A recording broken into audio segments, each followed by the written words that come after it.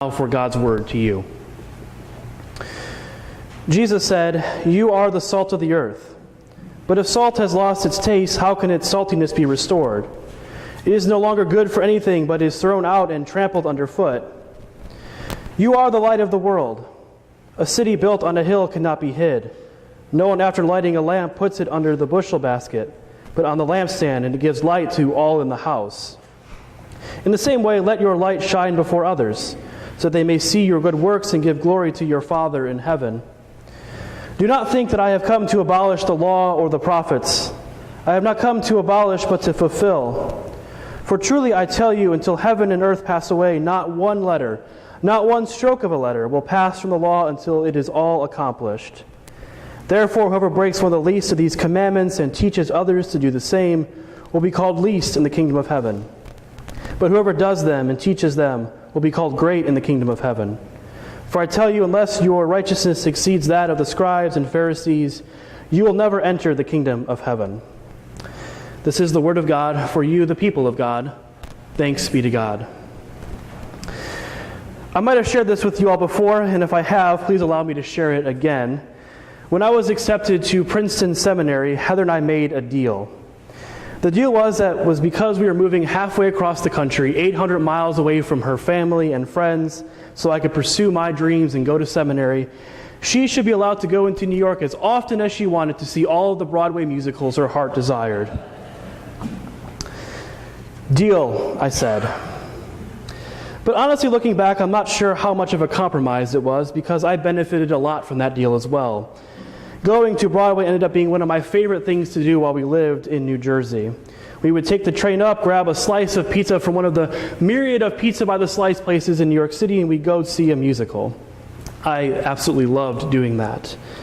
I've bragged to everybody and anybody about how I got to see Hamilton on Broadway. But that wasn't the only really great show I got to see while I lived out there. One of my other favorites was the classic that I'm sure many of you are familiar with, Fiddler on the Roof. It's been a fun week at the Edstrom house where I've subjected Heather to a constant repeat of the Fiddler on the Roof soundtrack. The musical is set in the Jewish town of Anatevka in Imperial Russia in 1905, and it opens with a fiddler playing on the roof. Tevye, the main character, and a poor milkman enters the stage. "A fiddler on the roof," he says. Sounds crazy, no? But here in our little town of Anatevka, you might say every one of us is a fiddler on the roof, trying to scratch out a pleasant, simple tune without breaking his neck. It isn't easy. You might ask, why do we stay up there if it's so dangerous? Well, we stay because Anatevka is our home. And how do we keep our balance? That I can tell you in one word: tradition. In Anatevka, we have traditions for everything, Tevye continues. How to eat, how to sleep, how to work, and how to wear clothes. For instance, we always keep our heads covered and wear a little prayer shawl. This shows our constant devotion to God. You may ask, how did this tradition get started? I'll tell you, I don't know. But it's tradition. And because of our traditions, everyone knows who He is and what God expects of him. But all around them, the world is changing. New philosophical and political movements are developing. There's the rumor of an anti-Semitic policy by the Tsar that would force the Jews of Anatevka to leave their homes. Their lives are very much like that of a fiddler on a roof. But tradition keeps them balanced in their ever-changing world. The most important tradition in the musical is that of the matchmaker. The matchmaker is responsible for arranging marriages in town. But nowhere else in the musical is tradition tested more than on this one issue, because Tevye has 5 daughters, all of marriageable age. They're all excited and looking forward to getting married, but they don't want to get married by an arrangement by the matchmaker. They would rather get married out of a sense of love. One of his daughters comes to him and says that she and the tailor will be getting married, despite the fact that Tevye has already made a deal for her to marry the butcher. Tevye has an internal debate, and he decides to allow his daughter to marry the one that she loves. He breaks tradition. His second daughter comes to him and says she wants to marry an idealistic revolutionary. And again, Tevye debates about whether or not to allow one of his daughters to marry outside of the traditions. And again, he acquiesces. Again, he breaks tradition. But then a third daughter comes to Tevye, and she's fallen in love with a young Gentile, someone outside of the Jewish faith. This violates Tevye's deepest convictions. In his internal debate to himself, he says, "How can I turn my back on my faith, on my people? If I bend that far, I'll break.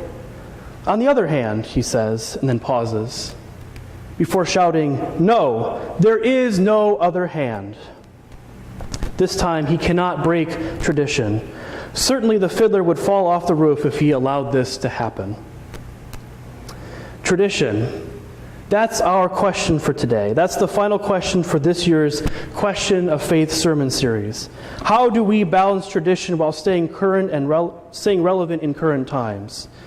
We, like the Jews of Anatevka, live in an ever-changing world, but we also have the tradition of our faith. So how do we strike a balance between our tradition and an evolving world? Before we answer that question, we need to take a few minutes to define our terms. I need to clarify exactly what I mean by tradition in this message, because as I see it, tradition can mean a few different things.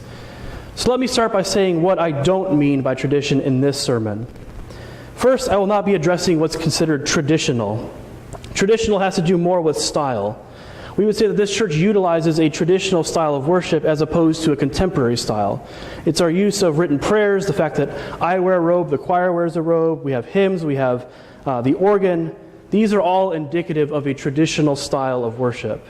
And there is plenty of time to debate traditional versus contemporary style, but I'm not going to enter into that today. Second, I will not be addressing traditions with a lowercase t and with pluralization. Traditions are those particular things that are done by particular congregations. Every congregation has traditions. In this church, we have the tradition of singing, "What does the Lord require?" at the end of every service, or we have the White Gift service every Advent, and that's a free commercial for White Gift, which is coming up in a few weeks. These are traditions, particular things we do in this congregation, but traditions are not etched in stone. They are timely, and they are to be assessed continually for their vitality and the way they help contribute to us being followers of Jesus. But I will not be talking any more about traditions besides that. What I will be talking about this morning is how do we balance tradition with a capital T. This is the sort of tradition that Jesus is talking about today in our gospel reading. We are in the middle of Jesus' Sermon on the Mount, which spans almost 3 chapters in the book of Matthew. This is perhaps Jesus' most famous and for many most well-loved teaching about an ethical Christian life.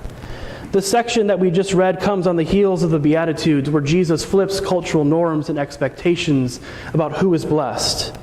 It's not the wealthy who are blessed, but the poor. It's not the satisfied who are blessed, but those who hunger and thirst for righteousness and justice. Those are the ones who are blessed. Those who live in this way, Jesus says, they are the salt of the earth and the light of the world. We are the salt of the earth. Salt these days is sort of a bland seasoning. Like if we were only to season some of our food with salt, it might not taste very good. The scholar Douglas Hare, in his commentary on Matthew, says, it might be more helpful for us to substitute a different seasoning. It'd be more helpful for us to understand what Jesus is getting at if we said something like, "You are the red hot pepper of the world. You are the spice of life. You are the zest and flavor for the whole world. You are the light of the world."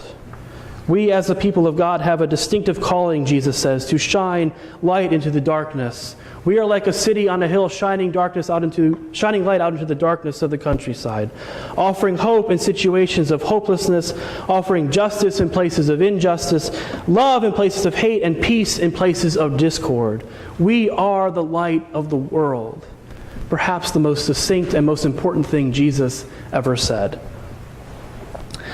But Jesus' upending of social conventions and talk about salt and light must have left some wondering about tradition and about the law and the prophets. There must have been some Tevye-like characters gathered there on the mountainside who heard all of this and wondered, is Jesus here to get rid of everything we've ever known? Has he come to abolish the law and the prophets? To this, Jesus responds, "I have not come to abolish, but to fulfill." We as Christians should take special care to listen to Jesus when he says this. Jesus has not abolished the law and the prophets. Jesus has not abolished what we have come to know as the Old Testament, but Jesus has come to fulfill. He has come to give it new life and new expression in a world that is always changing. Jesus does not abolish the Torah. Jesus does not abolish the prophets. Jesus seeks for the law and the prophets, for the great capital T tradition of the Bible, to do what it was always called to do, to turn the people of God into salt of the earth and light for the entire world.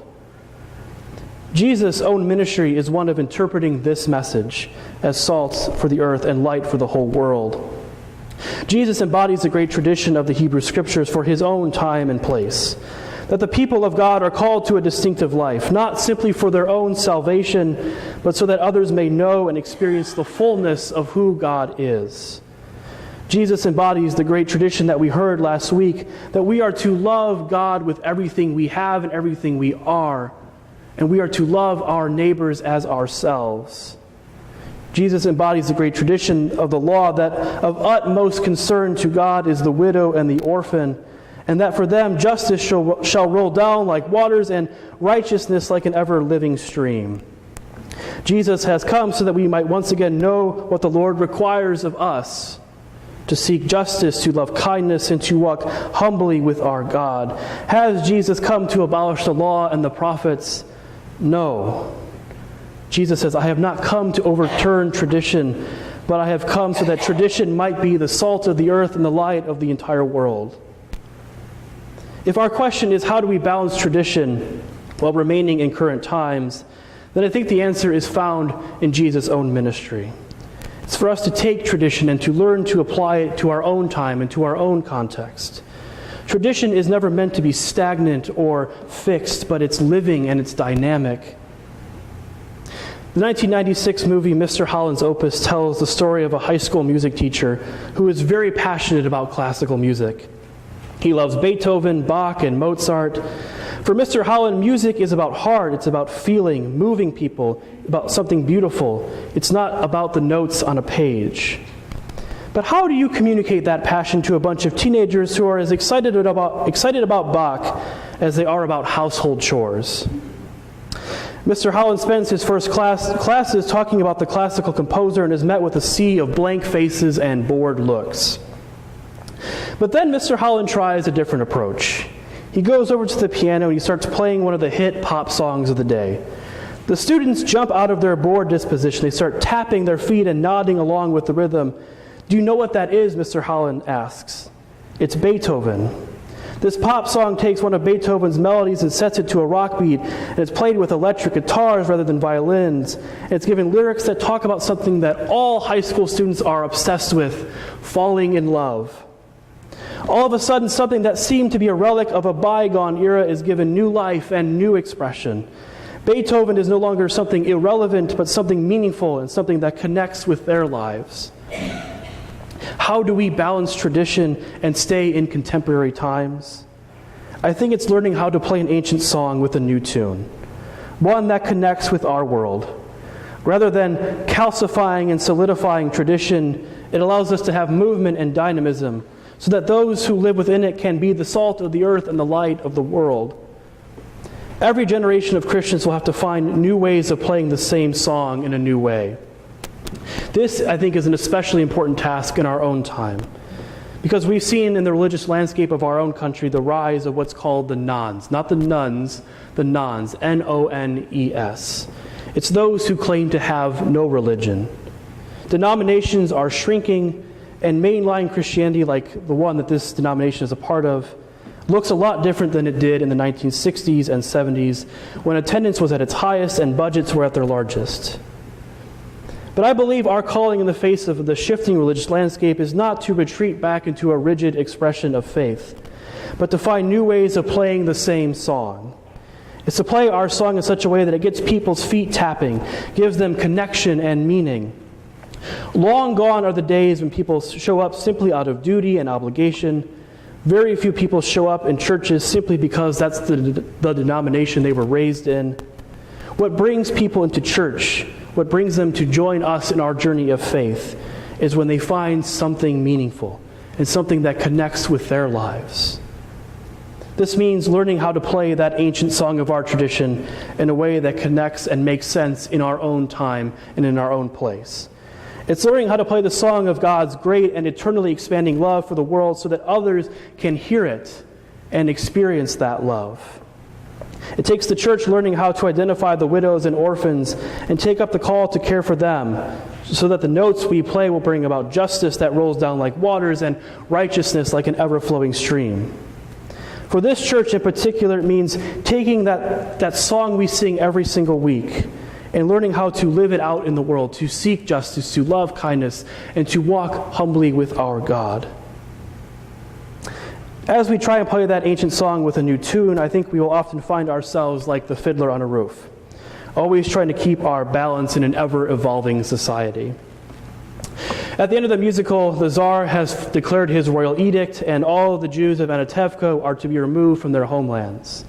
Tevye and his wife decide to leave for America, and so they pack their cart and they begin leaving towards a new land.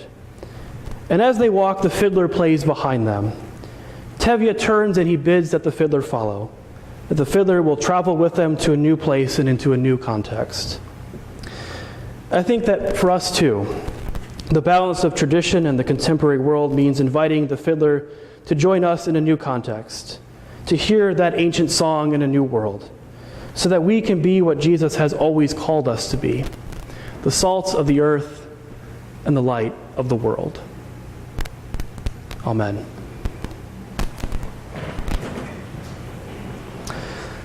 I invite you to rise as you are able as we will sing hymn 320, The Church of Christ in Every Age.